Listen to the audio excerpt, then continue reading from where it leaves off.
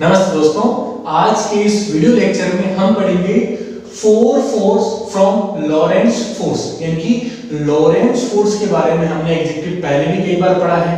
उस लॉरेंट्ज फोर्स को four form में, यानी कि उसके चार कंपोनेंट जो है ना, स्पेशल कंपोनेंट एक्स एक्सिस में, वाई एक्सिस में, जेड एक्सिस में, और फोर्थ जो कंपोनेंट क्या होगा एग्जैक्टली आपका टाइम कंपोनेंट होगा। तो एग्जैक्टली लॉरेंट्ज फोर्स को फोर्स फॉर्म में जो लिखा जाता है वो एग्जैक्टली इस प्रकार लिखा जाता है।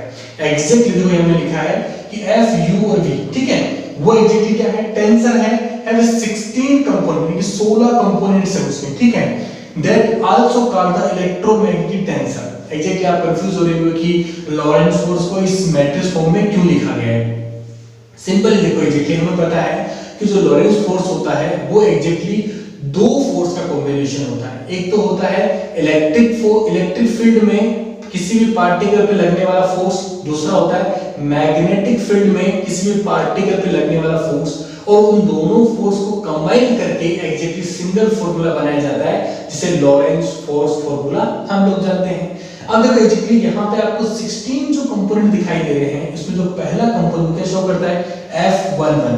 बिल्कुल कंफ्यूज मत होना, एकदम इजीली हम एक्सप्लेन कर सकते हैं कि F1 पहला वाला जो 1 है वो इंडिकेट करता है कि कोई भी पार्टिकल का जो इलेक्ट्रिक फील्ड की जो x डायरेक्शन में, इलेक्ट्रिक फील्ड जो होगा उसके अंदर पार्टिकल तीन डायरेक्शन में मूव कर सकता है, x डायरेक्शन में, y डायरेक्शन में और z डायरेक्शन में। तो कोई भी पार्टिकल जो है वो मूव कर रहा है किसी भी इलेक्ट्रिक फील्ड में, तो उसका x एक्सिस की तरफ जो पार्टिकल में लगने वाला फोर्स होगा इलेक्ट्रिक फील्ड में, अगर वो ये है, उसे इंडिकेट किया मैंने किसी 1 से इंडिकेट किया।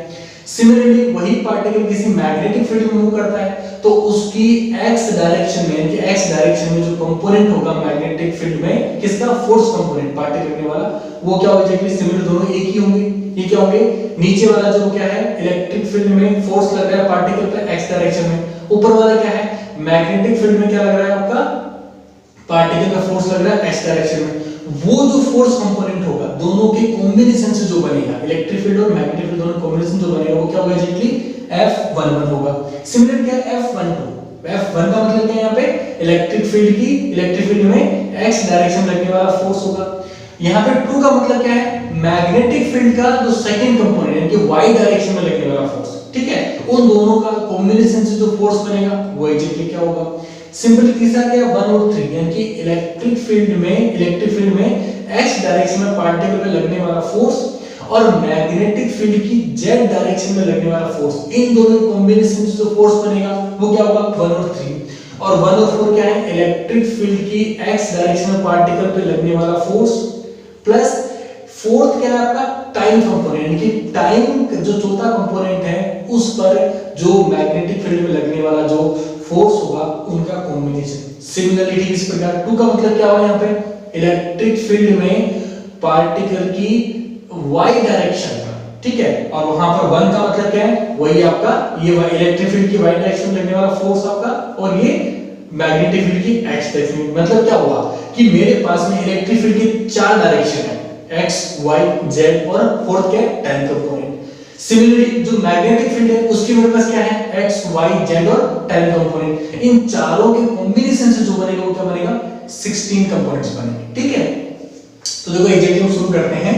लॉरेंट्ज फोर्स की एग्जैक्टली आप सिंपल डेफिनेशन हम लोगों ने पढ़ रखी है, वो क्या है कि if A charge particle q, कोई भी चार्ज पार्टिकल q है, is moving with A velocity u, यानी कि कोई भी u वेलोसिटी से अगर वो मूव कर रहा है किसी भी डायरेक्शन में, x डायरेक्शन, y डायरेक्शन या z डायरेक्शन में, इन इलेक्ट्रिक फील्ड, किसी भी इलेक्ट्रिक फील्ड में, और इलेक्ट्रिक फील्ड को किससे इंडिकेट किया गया, इससे e से इंडिकेट किया गया, ठीक है। एंड मैग्नेटिक फील्ड, और मैग्नेटिक फील्ड क्या है वहां पे एग्जैक्टली b से इंडिकेट किया गया है। Then force is called Lorentz force, ठीक है। ये सिंपल डेफिनेशन हमने पढ़ी, कोई भी चार्ज पार्टिकल इलेक्ट्रिक और मैग्नेटिक फील्ड में अगर मूव करता है तो उस पे लगने वाला फोर्स होता है वो क्या होता है एग्जैक्टली लॉरेंट्ज फोर्स होता है। और उस फोर्स को एग्जैक्टली हम लोग यहाँ पे कंबाइन करके लिखते हैं। हमें पता है सिंपली कि अगर कोई भी चार्ज पार्टिकल केवल इलेक्ट्रिक फील्ड में मूव करता है तो वहां पे जो फॉर्मूला होता है वो क्या होता है, F E.Q होता है। सिंपली अगर वो मैग्नेटिक फील्ड में मूव करता है तो क्या होता है, F QVB होता है, ठीक है। और अगर हम दोनों को कंबाइन करके लिखेंगे तो क्या होता है एग्जैक्टली, वो एग्जैक्टली इस फॉर्म में लिखा जाता है, ठीक है। F Q वहां पे कॉमन आ जाएगा और E प्लस आपका U क्रॉस B, ठीक है। यहाँ पे U क्या है एग्जैक्टली, तीनों डायरेक्शन x y z में पार्टिकल की वेलोसिटी का कॉम्बिनेशन है, और यहाँ b क्या है आपका, वही x y z कॉम्बिनेशन में किसका, आपका जो मैग्नेटिक फील्ड के कंपोनेंट्स हैं यहाँ पे, ठीक है। अब देखो एग्जैक्टली इस इक्वेशन से एग्जैक्टली मैंने ये फाइंड आउट किया कि जो फोर्स आपका जो है उसको एग्जैक्टली न्यूटन के सेकंड लॉ से हम क्या लिख सकते हैं। सेकंड लॉ क्या होता है न्यूटन का, वो होता है आपका कि change in momentum with respect to time is equal to force, है ना। देखो F को मैंने कहते हैं change in momentum with respect to time is equal to simple way equation write down कर दिया मैंने यहाँ पे। अब देखो एग्जैक्टली यहाँ पर कि जो डेल्टा t जो टाइम है उसका एक मैंने रिलेशन लिखा है, किसके साथ लिखा मैंने, प्रोपर टाइम के साथ, ठीक है। एग्जैक्टली आप कंफ्यूज मत होना कि ये डेल्टा t अलग है या ये t, ये देखो ये एग्जैक्टली है वो है प्रोपर टाइम, ठीक है, और प्रोपर है ना, प्रोपर टाइम, और ये एग्जैक्टली डेल्टा t है किसी भी फ्रेम ऑफ रेफरेंस में लगने वाला टाइम। देखो एग्जांपल लेते हैं, मान लीजिए मेरे पास दो फ्रेम ऑफ रेफरेंस है, ठीक है। पहला फ्रेम ऑफ रेफरेंस आपका s है, दूसरा फ्रेम ऑफ रेफरेंस आपका s है। तो जो पहला फ्रेम, इस फ्रेम के सापेक्ष है ना, इसको रेफरेंस मान के अगर मैं सारी गणनाएं करता हूं अगर, तो जो s बेस में जो गणना होगी, यानी मैं मानता हूं किसी भी एक घटना घटित होने में लगने वाला समय है, वो अगर s फ्रेम में जो समय है वो समय तो क्या होगा एग्जैक्टली आपका, वो होगा प्रोपर टाइम होगा, वो होगा डेल्टा टाउ आपका, और एग्जैक्टली इसके सापेक्ष दूसरे फ्रेम में लगने वाला समय होगा वो एग्जैक्टली क्या होगा, डेल्टा टी। यानी कि डेल्टा टी किसको इंडिकेट करता है, किसी रेफरेंस फ्रेम के सापेक्ष दूसरे फ्रेम में लगने वाला टाइम पीरियड होता है। और जो दोनों में रिलेशन है वो एग्जैक्टली हम इस प्रकार आइडेंटिफाई करते हैं, ठीक है, जो हम exactly specific theory of relativity already कई बार हमने पढ़ा है। देखो एग्जैक्टली इस फॉर्मूले का यूज करके मैंने इस इक्वेशन को इस फॉर्म में लिखा है, ठीक है, यानी कि प्रॉपर फ्रेम में मैंने इस इक्वेशन को राइट डाउन कर दिया है। तो प्रॉपर फ्रेम में क्या होगा, तो एग्जैक्टली डेल्टा टी जो है वो किसके बराबर होगा, डेल्टा टाउ और ये epsilon, sorry epsilon gamma u, है ना, 1/√1 minus u square upon c square किसके बराबर होता है, आपका गामा यू के बराबर होता है, ठीक है। इसको एग्जैक्टली मैंने यहां पे पुट किया, तो मेरी इक्वेशन एग्जैक्टली ये वाली इक्वेशन बन गई मेरी, ये इक्वेशन सिमिलर चलती आ रही है, ठीक है। अब देखो एग्जैक्टली अब हम शुरू करते हैं, कुछ इसमें चेंजेस शुरू करते हैं। देखो हम जानते हैं कि ui is equal to gamma u ui। देखो यहाँ पर जो ui है वो इंडिकेट करता है स्पेशियल कंपोनेंट्स को। स्पेशियल कंपोनेंट मतलब क्या हुआ, पार्टिकल की x डायरेक्शन वेलोसिटी, पार्टिकल की y डायरेक्शन वेलोसिटी और पार्टिकल की z डायरेक्शन वेलोसिटी, यानी स्पेशियल कंपोनेंट्स के अंदर, ठीक है। तो देखो वो क्या होती है कि गामा u और ui से लिखी जाती है, ये एग्जैक्टली हम हमारे प्रीवियस लेक्चर्स में पढ़ चुके हैं। अब देखो यहाँ पर u4 मतलब क्या है, फोर्थ कंपोनेंट ऑफ वेलोसिटी, ठीक है, वो एग्जैक्टली लिखा जाता है आयोटा c और गामा u। ये भी एग्जैक्टली हम प्रीवियस लेक्चर में पढ़ चुके हैं, उन्हीं पे ही एग्जैक्टली हम रिजल्ट्स यहाँ पर यूज कर रहे हैं। और next p equal to capital P की फॉर्म में लिखते हैं, ठीक है। अब देखो इन इक्वेशंस का यूज करके, ठीक है, यहाँ पे याद रखना ये तो स्पेशियल कंपोनेंट्स है, ठीक है, और ये एग्जैक्टली टाइम कंपोनेंट के लिए है ना। अब देखो एग्जैक्टली इसी इक्वेशन को हमने एग्जैक्टली वापस राइट डाउन किया है, ठीक है। यहाँ क्या किया, गामा u को एग्जैक्टली मैंने इधर सेट कर दिया, देखो डेल्टा p है ना अपॉन डेल्टा टाउ है ना, गामा u एग्जैक्टली इधर आ गया, तो q बाहर आ, गामा u और एप्सिलॉन, सॉरी वो इलेक्ट्रिक फील्ड हो गया, प्लस गामा u और आपका u क्रॉस b है ना, ये एग्जैक्टली लिखा गया, और ये एग्जैक्टली क्या आपका स्पेशियल कंपोनेंट्स है, ठीक है। और यहाँ देखो एग्जैक्टली अब मैं इस इक्वेशन को नेक्स्ट इक्वेशन में कन्वर्ट करूंगा, ये एग्जैक्टली सिमिलर है, ठीक है, q एग्जैक्टली वैसा का वैसा ही है, गामा u, ठीक है, हमारे फोर्थ कंपोनेंट को नोटिस कीजिए, ठीक है, फोर्थ कंपोनेंट को एग्जैक्टली यहाँ पे सोल्व किया है। गामा u को फाइंड आउट करूं क्या होगा, आयोटा c एग्जैक्टली इसके नीचे चला जाएगा, यहां से देखो देखिए gamma u is equal to u4 upon iota c। मैंने क्या किया, तो ऊपर नीचे आयोटा का गुणा किया, तो क्या होगा, ऊपर आ जाएगा आयोटा u4, नीचे क्या आएगा आयोटा स्क्वायर, और आयोटा स्क्वायर की वैल्यू क्या होती है, -1 होती है, ठीक है। तो ये इक्वेशन इस प्रकार लिख देंगे, हमें क्या फाइंड आउट हुआ, हमें गामा u की वैल्यू एग्जैक्टली हमें फाइंड आउट हुई। इस गामा u की वैल्यू को एग्जैक्टली कहां पुट किया, मैंने यहां पर पुट किया, और इसको मैंने कहां लिखा, नीचे लिखा देखो यहाँ पर, ठीक है। देखो ये सिमिलर है आपका, ऐसा है q आपका वैसा ही है, और यहाँ पर गामा u की वैल्यू एग्जैक्टली ये पुट कर दिया, minus iota u4 upon c। u4 का एग्जैक्टली मैंने बाहर रखा है, ठीक है, और यहाँ पे iota minus iota electric field upon c, ये मैंने इसको राइट डाउन कर दिया। सेकंड देखो प्लस आपका एग्जैक्टली वैसा है, गामा u और u, ये देखो एग्जैक्टली ये हमारे इस फॉर्मूले से मैच करता है, ठीक है, यानी कि स्पेशियल कंपोनेंट्स को लिखते हैं। यहाँ पे देखो i जो लिखा हुआ है ना, i का मतलब क्या है, यहाँ 1 2 3 लिख सकते हो, देखो 1 मतलब x डायरेक्शन, 2 मतलब y डायरेक्शन, 3 मतलब z डायरेक्शन, ठीक है। तो एग्जैक्टली इसको मैंने एग्जैक्टली डायरेक्टली में उसपे क्या कन्वर्ट कर दिया u i क्रॉस b के अंदर, ठीक है। ये हमारी इक्वेशन इसके अंदर एग्जैक्टली सॉल्व हो गई। अब इस इक्वेशन को एग्जैक्टली इसी इक्वेशन को हम यूज करेंगे सारे कंपोनेंट्स को राइट डाउन करने में। तो हम एग्जैक्टली फर्स्ट कंपोनेंट लिखते हैं, ठीक है। देखो यहाँ पर for first component delta p1, first component p1 मान लेता हूं, ठीक है। p1 का मतलब क्या होगा, यहाँ पर f1 हो जाएगा, ठीक है। देखो exactly delta p1 delta upon delta tau similar equation है इज इक्वल टू q, है ना। u4 सिमिलर है, iota e upon c similar लिखा है मैंने, बस ये e1 हो गया, मतलब फर्स्ट कंपोनेंट के लिए first component of electric field हो गया, ठीक है। प्लस आपका अब देखो exactly u iota cross b लिखा है, मतलब u क्या है एग्जैक्टली स्पेशियल कंपोनेंट है जिसमें 3 कंपोनेंट है, b भी यहाँ पर क्या है मैग्नेटिक फील्ड है, इसमें भी क्या होगा एग्जैक्टली 3 कंपोनेंट होते हैं। देखो इस इसके बीच में क्या लगा हुआ है, क्रॉस प्रोडक्ट लगा हुआ है, ठीक है। क्रॉस प्रोडक्ट को एग्जैक्टली हम इस प्रकार सॉल्व करते हैं, दिख रहा है इसके आपको, है ना, एक मैट्रिक्स मेथड से सोल्व करते हैं, ठीक है। अब एग्जैक्टली हमें क्या निकालना है, यहाँ पर फर्स्ट कंपोनेंट निकालना है ना, फॉर फर्स्ट कंपोनेंट। तो ये देखो फर्स्ट कंपोनेंट के लिए क्या करूंगा, देखो यहाँ पर इस आयोटा की लाइन को छुपा दूंगा, ठीक है। तो यहाँ पर इसको भी छुपा दूंगा, क्या बचेगा देखो यहाँ पर u2 dot b3, u2 dot b3 minus आपका जो है b2 और u3, b2 और u3, ये एग्जैक्टली यहाँ पर फर्स्ट कंपोनेंट के लिए राइट डाउन किया जा सकता है, ठीक है। और देखो एग्जैक्टली ये जो हमने इक्वेशन लिखी है, ये तो हमने क्या किया, टॉर्जन फोर्स से रिलेटेड इक्वेशन को बनाया हमने।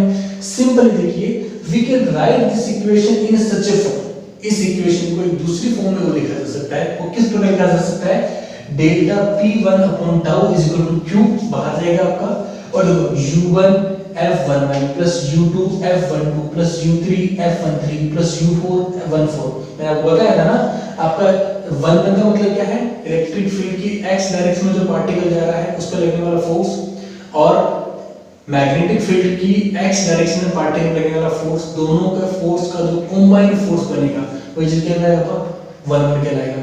और यहाँ पे u क्यों आया है, u इसलिए आया है क्योंकि अगर वेलोसिटी नहीं होगी तो मैग्नेटिक फील्ड में हम डील नहीं कर पाएंगे, ठीक है।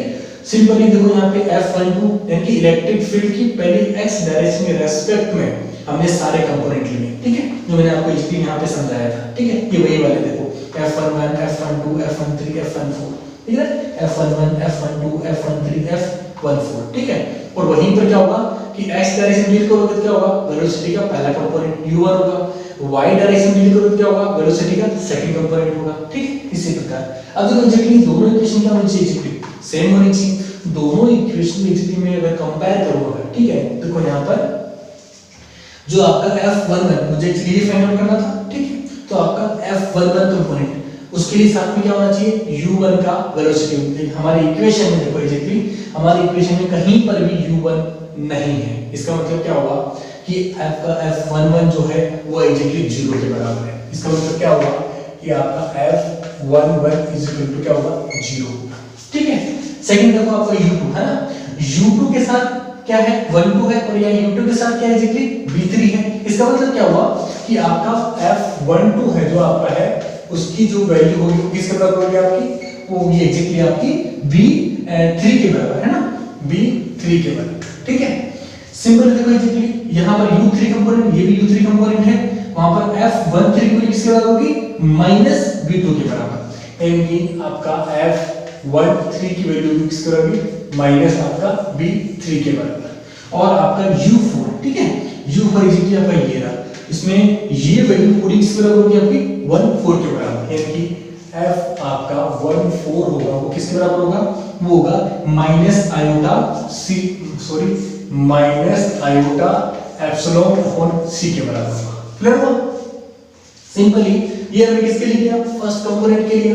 सिंपली हम इसको सेकंड कंपोनेंट के लिए लिख सकते हैं, वही सेम इक्वेशन है, एग्जैक्टली सेम वही इक्वेशन, यहाँ बस e2 हुआ है, दिख रहा है आपको, है ना।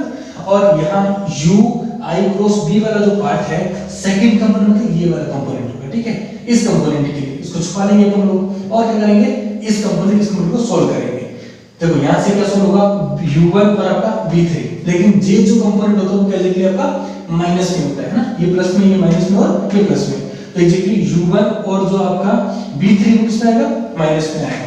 देखो u1 v3 माइनस में आएगा और b1 और जो है आपका u3 प्लस में। आप एक चीज को सॉल्व करके देखना j कंपोनेंट की, ठीक है, आपको फाइंड आउट होगा, है ना, ये एग्जैक्टली फाइंड आउट हुआ। सिमिलरली इसी इक्वेशन के तहत हम इसको इस प्रकार लिख सकते हैं, किसके लिए, इस सेकंड इक्वेशन की फॉर्म में, ठीक है। दोनों का एग्जैक्टली कंपेयर करके क्या होगा, एग्जैक्टली u1 कंपोनेंट में एग्जैक्टली ये है आपका, है ना, तो यहां से f21 इज इक्वल टू क्या होगा आपका u1 माइनस b1 होगा, माइनस आपका जो होगा वो b3 होगा, है ना, और u2 एग्जैक्टली यहां पर है ही नहीं, इसका मतलब क्या होगा f22 जो कंपोनेंट है वो एग्जैक्टली 0 के बराबर है ना। थर्ड पे आपका u3 में क्या है, b1 है आपका, यानी कि f23 इज इक्वल टू आपका होगा b1, है ना। और नेक्स्ट आपका क्या है u4, इसका कंपोनेंट क्या होगा f24 के बराबर, किसका होगा, वही आपका माइनस आयोटा, है ना, और एप्सिलॉन आपका 2 अपॉन आपका c, है ना, यह एग्जैक्टली 1 होगा, है ना, ठीक है। सिंपली इसी की तरह हम थर्ड कंपोनेंट लिख सकते हैं। थर्ड कंपोनेंट में ये कैसे फाइंड आउट होगा, इसको छुपा लेंगे तो क्या होगा, exactly u1 b2 minus b1 u2, है ना, b1 b2 minus u2 b1 हो जाएगा, ठीक है। और वापस सिंपली वही इक्वेशन हम लिख सकते हैं जो कंपेयर करने के लिए, ठीक है, किसके लिए, इस इक्वेशन के लिए, ठीक है, थर्ड वाले कंपोनेंट इक्वेशन के लिए, ठीक है। और यहां देखिए एग्जैक्टली में क्या फाइंड आउट होगा, u1 कंपोनेंट में क्या है, b2 है आपका, यानी कि आपका f31 जो है वो क्या होगा, एग्जैक्टली आपका b जो होगा वो क्या होगा p2 के बराबर होगा, है ना। और आपका u2 कंपोनेंट किसके बराबर होगा आपका माइनस b1 f32 के लिए, ना, f32 कंपोनेंट किसके बराबर होगा, माइनस आपके b और आपके 1 के लिए, ना, b1 के लिए, ना, माइनस b1 के लिए, ना। और आपका u3 कंपोनेंट आपको दिख रहा है, आपको नहीं दिख रहा, मतलब क्या होगा f33 जो कंपोनेंट होगा वो एग्जैक्टली 0 होगा, है ना। और प्लस लास्ट क्या होगा आपका f34 कंपोनेंट, ठीक है, f34 जो कंपोनेंट होगा वो किसके बराबर होगा, u4 मतलब इसके बराबर होगा, ना, minus iota epsilon 3 upon c, मतलब sorry electric field third component, ठीक है। ये एग्जैक्टली हमने तीन कंपोनेंट फाइंड आउट कर लिए, क्लियर हुआ। अब हमें क्या चाहिए, हमें फोर्थ कंपोनेंट चाहिए, ठीक है, डेल्टा p4 चाहिए ना।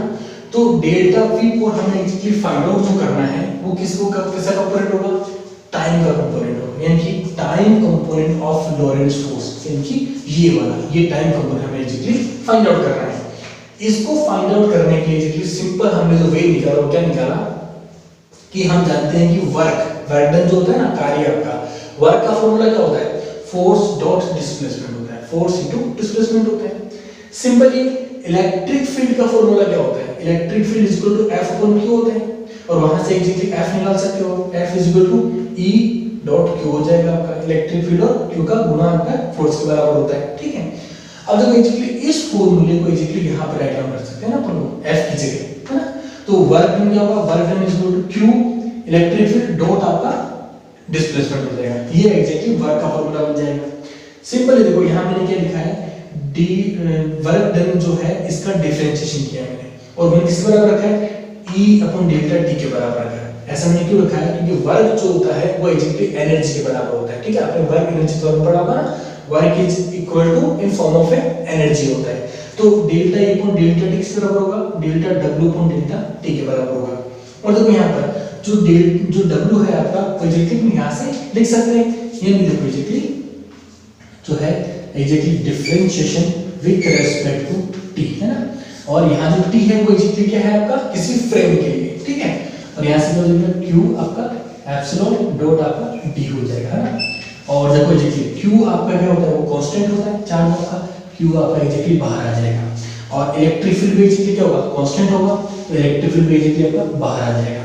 और ये जो अप्लाई किस पे हो जाएगा आपका, डिस्प्लेसमेंट के ऊपर, और डिस्प्लेसमेंट का टाइम के साथ जो डिफरेंशिएशन होता है वो एग्जैक्टली वेलोसिटी के बराबर होता है, यानी कि डॉट आपका, ठीक है, और ये आपकी वेलोसिटी जो है वो u आ जाएगी, ठीक है।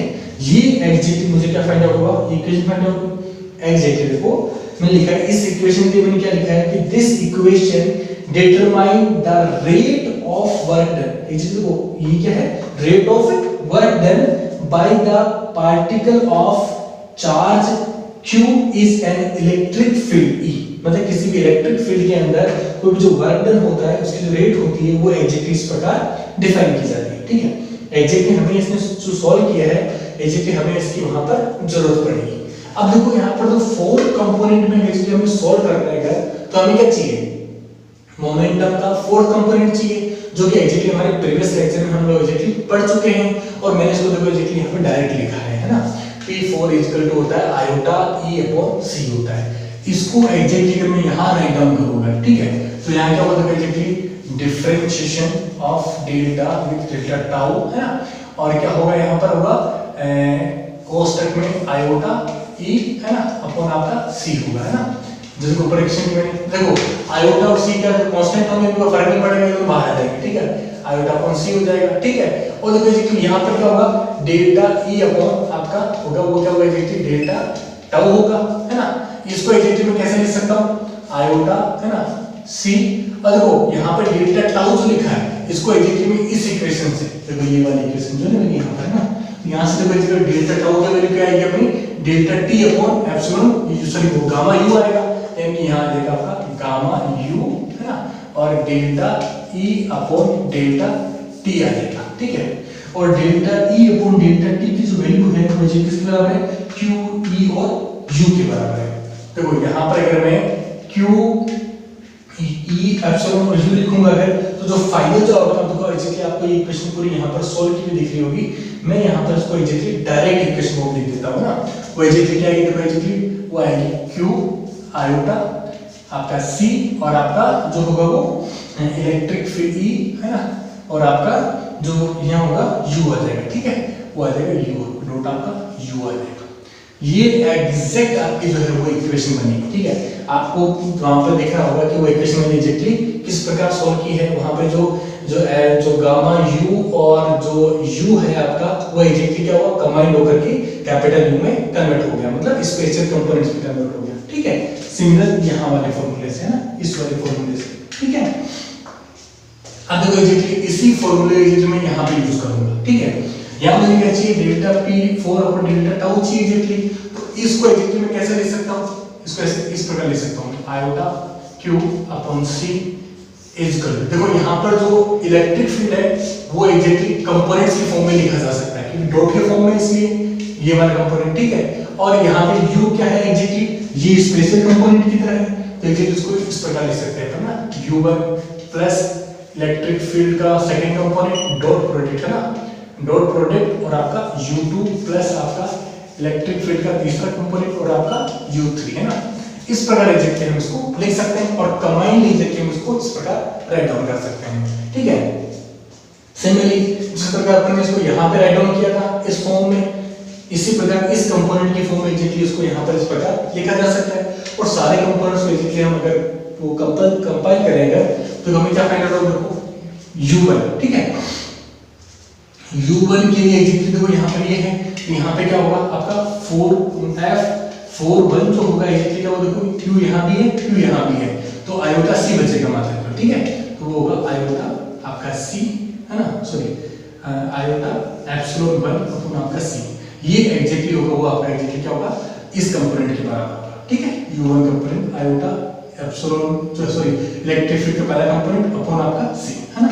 सेकंड इसके लिए U2 के लिए होगा, यानी F आपका 4 2 होगा, वो क्या होगा एग्जैक्टली आपका आयोटा आपका सेकंड कंपोनेंट अपॉन आपका C है ना, और आपका F43 क्या होगा एग्जैक्टली वही आयोटा कंपोनेंट और इलेक्ट्रिक फील्ड और एक तीसरा कंपोनेंट अपॉन C, और आपका जो 4 होगा वो एग्जैक्टली 0 के बराबर, क्योंकि U4 का यहाँ कोई कंपोनेंट नहीं है, ठीक है। अब देखो एग्जैक्टली हमने सारे कंपोनेंट एग्जैक्टली फाइंड आउट कर लिए हैं।